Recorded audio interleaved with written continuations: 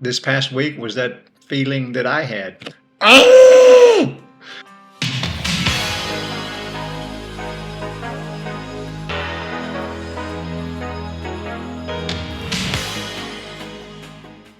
Regardless of how long you've been trading, whether you're a novice or a very experienced professional trader, I know you've had that feeling that the market is out to get you. Well, the market is designed to take your money, but it's not out to get you specifically. But sometimes it feels that way, I know. This past week was that feeling that I had. Oh! You sometimes wonder what is going on. You plan everything. You've got your analysis done. You've been doing it for years. It's all going to play out according to what you expect. And then it just goes to shit. Oh my God. We've all heard the saying that 90% of traders fail. Well, they don't fail. They quit. They give up after frustration. If you get that feeling that the market is out to get you, you know, you really should sit on your emotions. Just sit on your hands. Wait. Things will clear up. Things will change.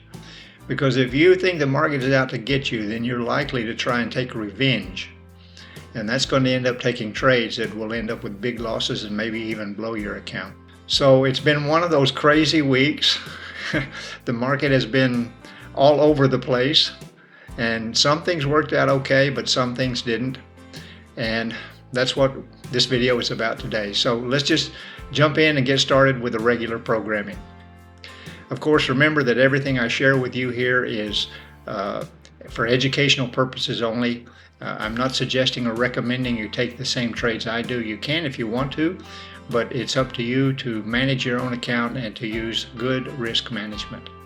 And the first thing that we start off with in our regularly scheduled program, of course, is the look at forexfactory.com and see what the high impact news coming up for the week is. And again, it's a full calendar. And of course, this is the big week where it's the first Friday of the month. And so you see down at the bottom here on the Fridays, we have the non-farm employment change, the biggest news that's released on a monthly basis that all traders are watching for. But there's some more high impact news. We've got the interest rate coming out on the GBP. Okay, this is the official bank rate, interest rate, overnight rate, cash rate. It's all the same thing. But there are some other items, and the US news will come out on Monday. Okay, with a big one on the ISM manufacturing PMI. And then throughout the week, lots of high impact news every single day. So be sure and check forexfactory.com for these items that affect the movement of our currencies and commodities. And first we start off looking at the dollar index, the DXY. And we have been seeing a weakening of the US dollar, as I talked about last week. But this past week, this very nearest past week was very, very different, especially when the U.S. market closed and the president of the U.S. announced that he would be imposing tariffs on the entire world, or whatever his policy is. And that gave a lot of boost to the U.S. dollar. And of course, as you'll see shortly, the major U.S. Currencies turned around and flip-flopped and started going bearish. And the JPY basket, which is the Japanese yen compared with other major currency pairs, it was going up during the week, but then in the sessions on Friday started to fall down in the Asian Pacific, and then made a little bit of a recovery in the close of the Friday session. But still bullish on the Japanese yen, although we did get this pullback on Friday. And then looking at XAU USD gold, and this is what I shared with you last week. We had a buy limit on that one at 2755. It came down on Monday, hit the buy limit, and then continued to go down the wrong direction during the U.S. session, but then started to recover, got back up to our entry point. And if you took a trade in this zone, all right, it did go sideways on Wednesday, a little bit below the entry point in the U.S. session, and then on Thursday and Friday started to just go like a ballistic missile, continuing its bullish move. Okay, as I said, we will always get these pullbacks, and we had a little bit of a pullback on Wednesday, but continuing its bullish move. And if you got in at the entry point, this zone here that I gave you, 2755, that was a gain of 600 pips if you held it all the way to that all-time high of 2817. Then the Euro US, I had on that one a buy limit. Okay, that one did not come down and hit the buy limit, but as I told you, I was bullish on the major pairs, and so I saw this doji candle here, okay, early in the day after an initial drop. I got the doji candle, which usually indicates a change in direction or indecision in the market. So I entered the trade on my buy trade and got 65 pips out of that one. And then, as we know, midweek it started to fall down. And then, of course, during the U.S. session with the president announcing his tariffs, we saw a complete collapse of the major U.S. pairs, and they're all the same. They all look the same.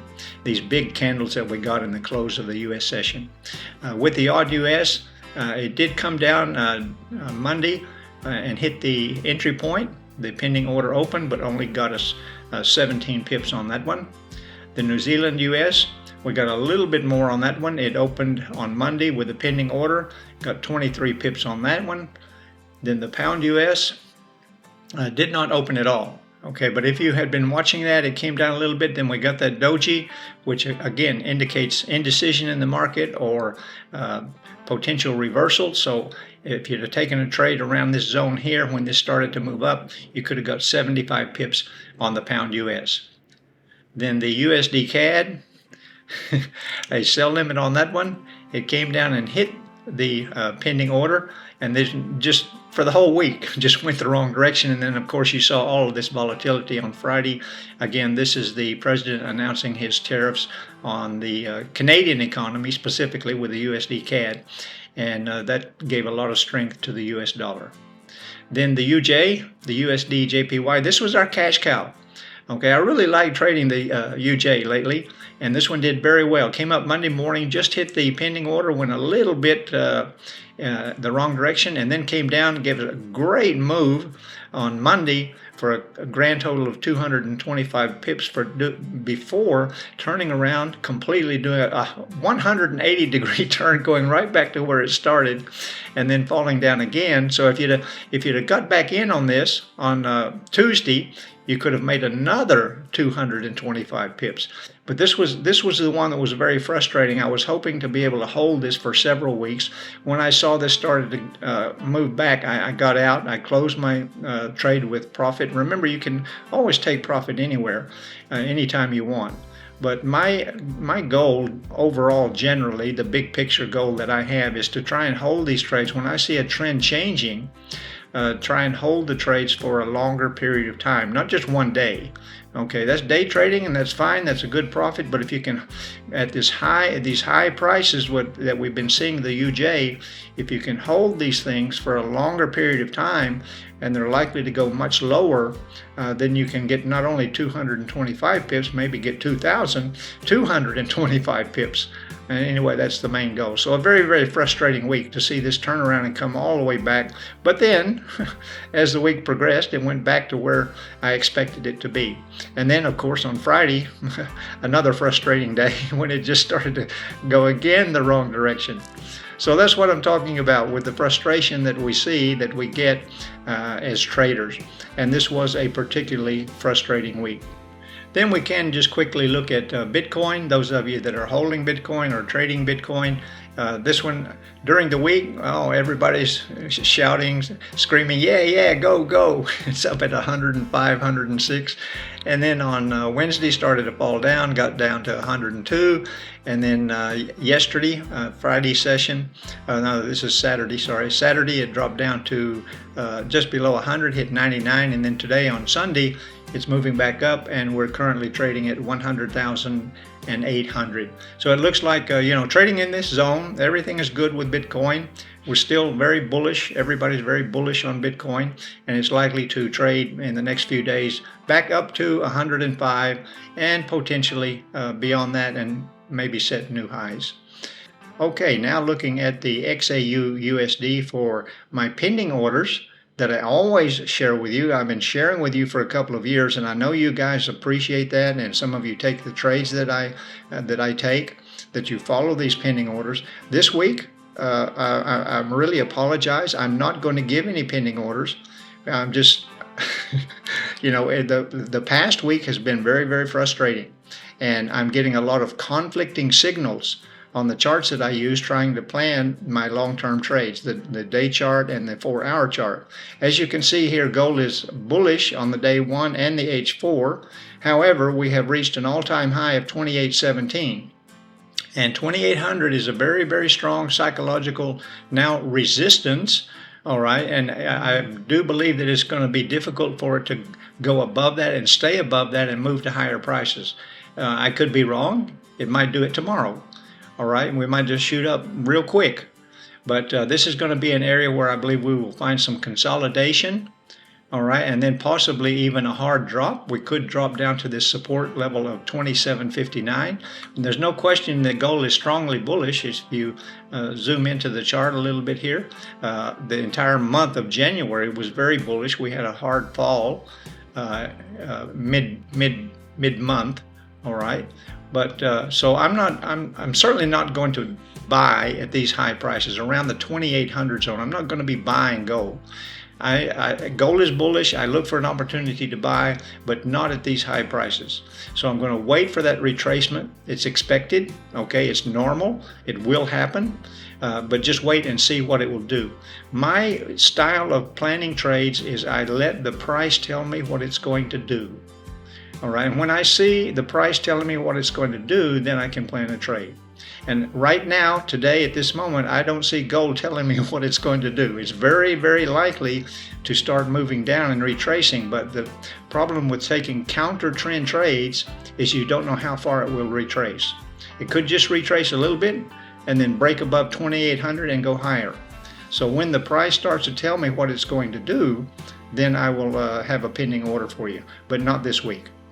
The Euro US is the same. All of these will be the same. We're on the day 1 chart, we're bullish. On the H4 chart is bearish. So those are conflicting signals. It has been bullish, and this is what I've been expecting for higher prices to continue. But with these impacts from the news, with this such volatility, such violent moves that we're seeing, the price is not telling me what it's going to do. We're all here in this very, very tight zone right now, where it was a couple of weeks ago, resistance being at 1.0410. So when the price tells me that it's ready to go start moving back up, if it does that, or if it's going to turn bearish and go down, then I will be able to plan a trade. And it's the same on all of these, the same story. Okay, D1, the day chart is neutral. The H4 chart is neutral, and you know me, if you follow me, when anything is neutral on these charts, I don't take a trade. New Zealand US is neutral on both the H4 and the D1 chart. The pound US, okay, a little bit conflicting signals here, bullish on the day chart and neutral on the 4-hour chart, and you can see how it's consolidating in this zone. So it's not yet telling me what it's going to do. It's very, very risky to try and guess that the pound will continue to be bullish, or that this is the end of the trade and it's going to turn bearish. So I wait for the price to tell me what it's going to do. And then the USD CAD, oh my goodness, I will not take a trade at these high prices. Okay, on the day 1 and the H4 chart, it's bullish, but this is ludicrous. This is insanity. Here, you see these kind of moves, this kind of volatility. They just need to wait and settle down. There's too much going on with these tariffs, and Canada's maybe going to have some action that they're going to take against the U.S. And so we're going to see more volatility with the USD CAD. Now just wait and see what's going to happen. I certainly don't want to be buying at these high prices, even though my charts are telling me that the USD CAD is bullish. I'll just wait and see. We have support at 1.4400, so it's likely to come down and touch that, but not necessarily. Then the UJ, okay, I still like the UJ, all right. Although it's giving me conflicting signals, it's bearish on the day chart, neutral on the 4-hour chart, and we had this big move up, as you know, as I've said several times, because of the president announcing his tariffs all over the globe. All right, let's just wait and see what happens here. We have support at 154.624, so I'm not doing anything at the moment with the UJ. Even though I like trading it very much, I do expect it to continue its bearish move, but I'm not seeing it telling me that yet. Okay, that's a wrap for this week's weekly analysis. the first full week of February 2025. And I know this probably wasn't very helpful for you, those of you that look forward to my pending orders, but I'm just being transparent, being honest with you. It was the past week was very frustrating. The prices are not telling me what the direction is going to be, so I would rather just sit on my emotions, just sit on my hands and wait. You know, the market will be here next week, next month, next year. It's not going anywhere, and I would rather just wait, be patient, let the market give me clear indication of what the directions are going to be with these commodities and currencies, rather than risk my money and possibly lose the trades because of the volatility or because of the lack of being able to plan things properly. All right, so if you're experiencing the same frustration, and I'm sure you are, let me know in the comments below, or if you have any questions, I'll be glad to get back to you. Thanks for watching. Don't forget to subscribe, click the bell so you'll be notified when I make these videos, and I'll see you again next time.